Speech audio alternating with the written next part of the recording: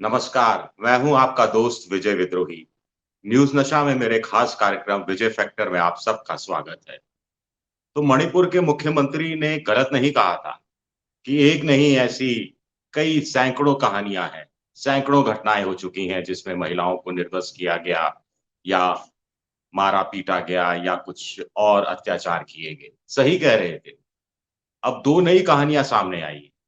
एक कहानी तो उसी कहानी से जुड़ी हुई है, जहाँ पर 2 महिलाओं को नंगा करके परेड किया गया और उसके बाद एक महिला के साथ बलात्कार सामूहिक बलात्कार किया गया।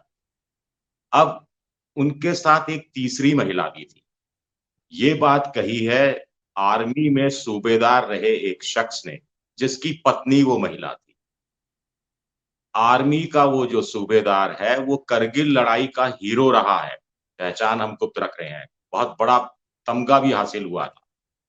और उस शख्स का कहना है कि उसने अपनी आँखों के सामने नज़ारा देखा, कि गाँव में कैसे हमला हुआ, वो लोग कैसे भागे और एक 5 जनों का परिवार जिसमें 3 जनों का परिवार माँ, बाप, बेटा और बेटी थे और फिर उसकी पत्नी थी, एक और आदमी था, वो पेड़ के पीछे छुप गए और कैसे ये जो हत्यारे, लुटेरे, बलात्कारी, दंगाई आए और कैसे ले गए और उनकी पत्नी को भी उन्होंने देखा कि वो जबरन घसीट रहे थे और उसकी पत्नी को भी निर्वस्त्र किया गया था, हालाँकि वीडियो में वो दिखाई नहीं दे रही। लेकिन सूबेदार का कहना है कि करगिल की लड़ाई में मैं लड़ा, मुझे लगा कि इससे खतरनाक जगह और क्या होगी। लेकिन अब अपने ही राज्य मणिपुर को, अपने ही शहर के लोगों को, अपने ही गाँव के लोगों के बीच में बैठा हूँ और लगता है कि इससे खतरनाक जगह क्या होगी। यानी युद्ध के मैदान से भी खतरनाक जगह वो उस मणिपुर को बता रहे हैं, जहाँ पर उन्होंने अपना बचपन बिताया है। तो ये कितनी दर्दनाक कहानी है। पत्नी इस समय एक शरणार्थी शिविर में है, बदहवास हालत में है, डिप्रेशन की शिकार है, सदमे की शिकार है और इस सदमे से कब उभरेगी, कैसे उभरेगी, ये सूबेदार की भी समझ में नहीं आ रहा है। ये कोई आर्मी के पहले जवान नहीं हैं जिन्होंने मणिपुर पर चिंता ज़ाहिर की हो। इससे पहले भी आप जानते हैं एक वीडियो सामने आया था जिसमें आर्मी का पूर्व जवान रो-रो कर मुख्यमंत्री से, प्रधानमंत्री से गुहार कर रहा था कि मेरे मणिपुर को बचा लो। एक और कहानी सामने आई है, एक 19 साल की लड़की की कहानी है, जो हेल्थ से संबंधित एक डिपार्टमेंट में अ, पढ़ाई कर रही थी, एक तरह सा प्रशिक्षण कोर्स कर रही थी। तो डॉर्मेट्री में रह रही थी, तो डॉर्मेट्री में कुछ लोग आते हैं जो मतई जाति के होते हैं और पूछते हैं, गिनती करते हैं कि कुकी जाति की लड़कियाँ कौन-कौन हैं। 10 लड़कियों को अलग पहचाना जाता है उनके आई कार्ड और दूसरे नाम वगैरह देखकर। 10 में से 6 भागने में कामयाब हो जाती हैं, 2 को पुलिस बचा ले जाती है, लेकिन वो लड़की और उसकी एक सहेली फँस जाती। और उसके बाद उनको मैदान में लाया जाता है, मारा-पीटा जाता है, उनको फुटबॉल की तरह उछाला जाता है, उनके पेट पर मुक्के मारे जाते हैं, उनके ऊपर लोग आ जाते हैं और सबसे बड़े दुःख की बात है जो वो लड़की बयान करती है कि मतई जाति की महिलाएँ भी ज़ोर-ज़ोर से चिल्ला रही थी, "मारो, मारो, इनको मार डालो, इनको मार डालो।" हद होती है, हद होती है इस बात। लड़की का कहना है कि जिस जगह उसके साथ जो वारदात हुई, उसकी पुलिस को तत्काल जानकारी दी गई थी। बगल के अस्पताल में वो 6 दिन रही, एक बार भी पुलिस बयान लेने नहीं आई। तबीयत ज़्यादा बिगड़ी तो उसके यार-दोस्त, रिश्तेदार उसे दिल्ली के एम्स में ले आए। वहाँ उसका इलाज चला, अभी टाँकों से दर्द होता है, टाँकों से टीस उठती है, पूरी तरह ठीक नहीं हुई है। लेकिन इंसाफ दिलाना था तो वापस वो इम्फाल गई और वहाँ पर 30 मई को एफआईआर दर्ज कराई और उसके बाद भी करीब-करीब पौने 2 महीने बीत चुके हैं, लेकिन अभी तक कोई कार्रवाई नहीं हुई। उस लड़की का कहना था कि मुख्यमंत्री जो कह रहे हैं कि अ, दोषी लोगों को बख्शा नहीं जाएगा, दोषी लोगों के खिलाफ सख्त से सख्त कानून कार्रवाई होगी, प्रधानमंत्री जो कह रहे हैं दोषियों को बख्शा नहीं जाएगा और मुख्यमंत्री तो यहाँ तक कह रहे हैं कि दोषियों को फांसी दिलाने की कोशिश होगी, ये सब बकवास है, कोई न्याय मिलने की कोई उम्मीद नहीं है, क्योंकि उसके साथ भी न्याय नहीं हो रहा, पुलिस ने अब तक बयान तक नहीं लिया है। तो ये कहानियाँ कुल मिलाकर 2 नई कहानियाँ सामने आई, मुझे लगा कि आप तक पहुँचानी ज़रूरी है। बाकी राज्यपाल अनुसुईया। इनकी नियुक्ति तो केंद्र सरकार करता है, ये तो बिना मोदी की मंजूरी के कोई राज्यपाल मोदी के शासन में नहीं बन सकता। जैसे कांग्रेस के शासन में कांग्रेस के प्रधानमंत्री की मंजूरी के बिना कोई राज्यपाल नियुक्त नहीं होते थे। गृह मंत्रालय के तहत एक तरह से राज्यपाल रिपोर्ट करता है। राज्यपाल अनुसुईया का बयान सामने आया है, वो हर हफ्ते रिपोर्ट भेजती रही हैं, वहाँ की हिंसा से परेशान है।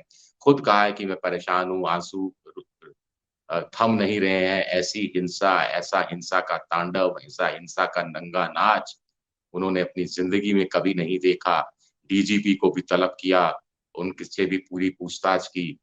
इतना सख्त राज्यपाल का कहना, राज्यपाल से ही तो गृह मंत्रालय रिपोर्ट मँगाता है, उसके बाद वो स्थिति का आकलन करता है कि राज्य में कानून व्यवस्था की स्थिति क्या है। बंगाल में तो आप हर हफ्ते जब जगदीप धनखड़ राज्यपाल थे, रिपोर्ट मँगाया करते थे, अभी के राज्यपाल से भी रिपोर्ट मँगाते हो और बीजेपी हर बार शोर मचाती है कि बंगाल में राष्ट्रपति शासन लागू कर दिया जाना चाहिए। लेकिन मणिपुर में तो आप ही का राज्यपाल कह रहा है कि हिंसा का नंगा नाच हो रहा है। आप ही का तो मुख्यमंत्री कह रहा है कि एक नहीं, ये नग्न करने वाली सैकड़ों घटनाएँ हुई हैं। एक की क्या बात करते, फिर भी बर्खास्तगी नहीं हो रही है। कि कुछ लोग कह रहे हैं मुख्यमंत्री से इस्तीफा ले लो, सर मुख्यमंत्री को से इस्तीफा लेने से कुछ नहीं होने वाला।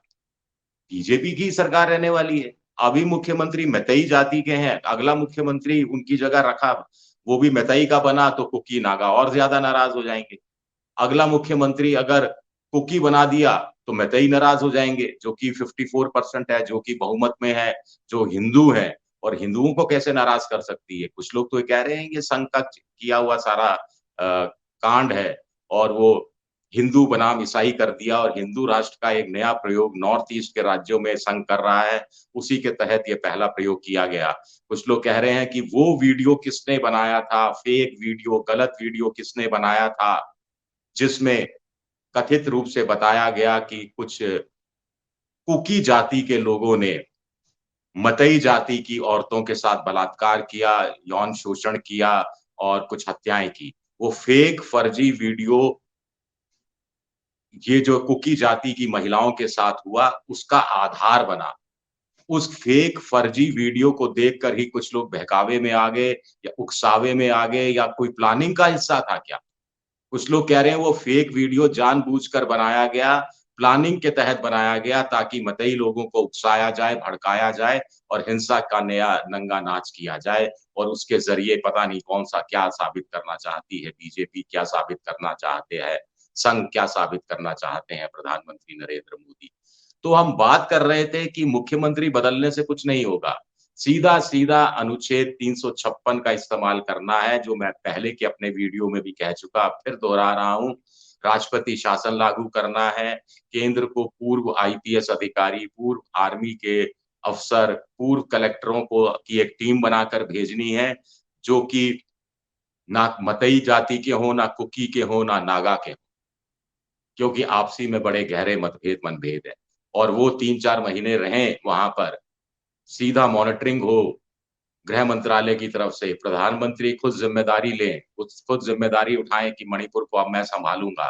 लेकिन प्रधानमंत्री क्या डरते हैं? प्रधानमंत्री को लगता है कि देखिए जो चीज़ें हैं वो अगले 3-4 महीने तक तो काबू में आने नहीं वाली और फिर विधानसभा चुनाव का शोर हो जाएगा।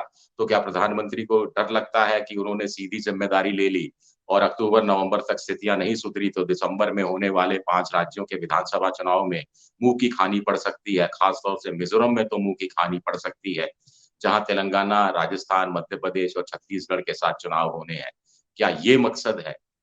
अभी भी पॉलिटिकल एंगल से, अभी भी किस चुनाव के हिसाब से देखा जा रहा है? क्या अभी भी राजनीति की जा रही है? और कितने वीडियो आएँगे तब जाकर राष्ट्रपति शासन लगेगा? ये भी एक मोटे तौर पर सवाल उठाया जा रहा है। शुक्रिया, बहुत-बहुत शुक्रिया। आप हमसे जुड़े रहने के लिए सब्सक्राइब करें YouTube पर, फॉलो करें Twitter पर और लाइक करें Facebook पर।